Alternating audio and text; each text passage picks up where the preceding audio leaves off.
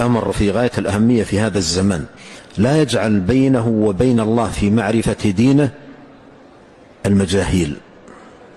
الآن بعض الناس إذا عرضت له مسألة في دينه يفتح الجهاز ويكتب السؤال ثم يقرأ الفتوى ولا يدري من، مجهول الذي يفتيه.